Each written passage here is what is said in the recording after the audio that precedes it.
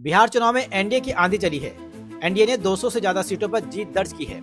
महागठबंधन की इस चुनाव में करारी हार हुई है और 35 सीटों के फेर में फंस चुकी है।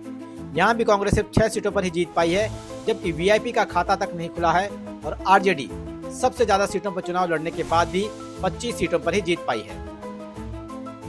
बिहार विधानसभा चुनाव में एनडीए के सभी दलों ने बेहतरीन प्रदर्शन किया है। बीजेपी 90 सीटों पर जीत दर्ज करने में कामयाब रही, जबकि जेडीयू 84 और चिराग पासवान की पार्टी 19 सीटों पर कामयाब रही। बाकी सहयोगी दलों ने भी बेहतरीन स्ट्राइक रेट दिखाया है। इस अप्रत्याशित जीत के बाद प्रधानमंत्री नरेंद्र मोदी ने भी जोरदार भाषण दिया। उन्होंने दिल्ली के दफ्तर से बिहार की जनता का आभार व्यक्त किया। बिहार में शानदार जीत के बाद प्रधानमंत्री नरेंद्र मोदी ने दिल्ली बीजेपी मुख्यालय में एक बार फिर गमछा लहराकर जनता का दिल जीत लिया। पीएम मोदी ने कहा कि जो छठ पूजा को ड्रामा कह सकते हैं, वो बिहार का कितना सम्मान करते होंगे ये आप जान सकते हैं। इनकी हेकड़ी देखिए कि छठी मैया से आरजेडी और कांग्रेस के लोगों ने आज तक माफी नहीं मांगी। बिहार चुनाव में एनडीए की जीत पर चिराग पासवान ने जनता के भरोसे की सराहना की है। उन्होंने कहा कि बिहार और बिहारियों में वो क्षमता है कि वो सही समय पर सही फैसला लेते हैं।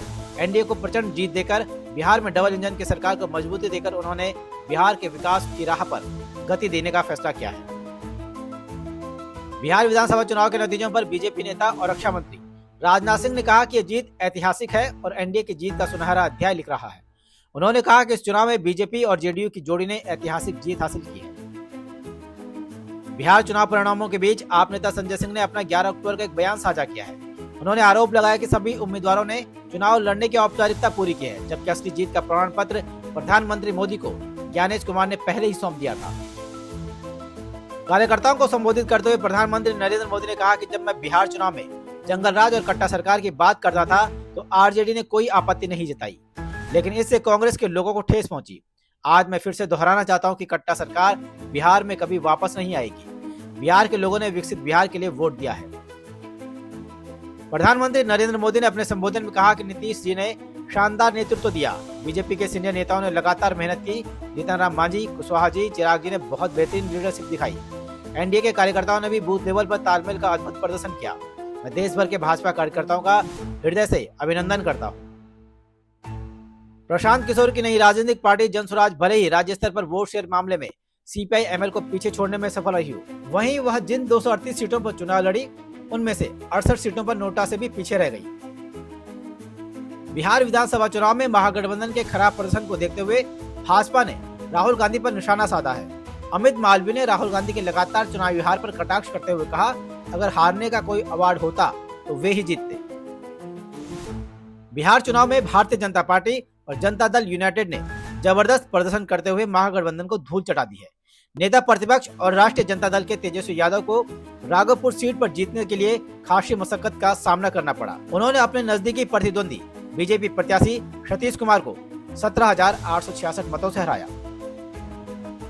बिहार के सबसे हॉट सीट में से एक तारापुर विधानसभा सीट पर बीजेपी के सम्राट चौधरी ने जीत हासिल की है। सम्राट चौधरी ने राष्ट्रीय जनता दल के अरुण कुमार को 45,820 वोटों के बड़े अंतर से हराया, जबकि मकोबा विधानसभा सीट से जेडीयू के अनंत कुमार सिंह ने राष्ट्रीय जनता दल की वीणा देवी को 28,206 मतों के अंतर से हराया।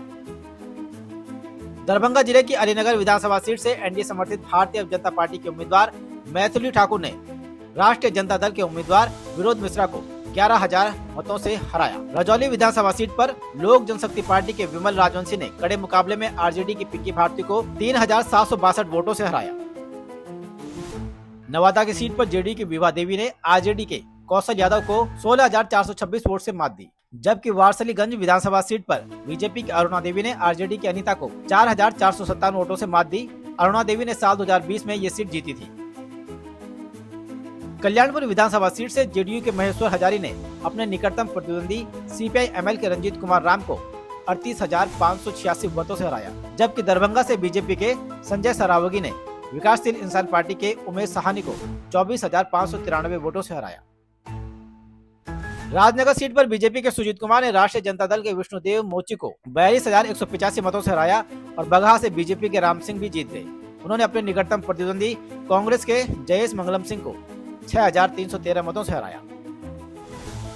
गया टाउन विधानसभा सीट से बीजेपी के प्रेम कुमार ने कांग्रेस के अखोरी ओंकारनाथ को 26,423 मतों से पराजित किया, जबकि मोतिहारी विधानसभा सीट से बीजेपी उम्मीदवार प्रमोद कुमार 13,563 वोटों से जीते। कल्याणपुर विधानसभा सीट से जेडीयू उम्मीदवार महेश्वर हजारी 38,586 वोटों से जीते। विकासशील इंसान पार्टी यानी वीआईपी के प्रमुख मुकेश साहनी ने हार स्वीकार कर लिया है। उनको एक भी सीट नहीं मिली। मुकेश साहनी चुनाव में 60 सीटों पर अपनी दावेदारी पेश कर रहे थे। काफी मान मनोबल के बाद वो 15 सीटों पर राजी हुए। इससे पहले 2020 के विधानसभा चुनाव में वीआईपी ने 11 सीटों पर चुनाव लड़ा था। गोविंदगंज सीट पर लोक जनशक्ति पार्टी की विनीता मेहता ने आरजेडी की पूर्णिमा यादव को 22,906 वोटों से हराया। विश्वा विधानसभा सीट पर बीजेपी के अनिल सिंह ने कांग्रेस की नीति कुमारी को 12,927 वोट से मात दी। साल 2020 में कांग्रेस की नीति कुमारी ने अनिल सिंह को हराया था।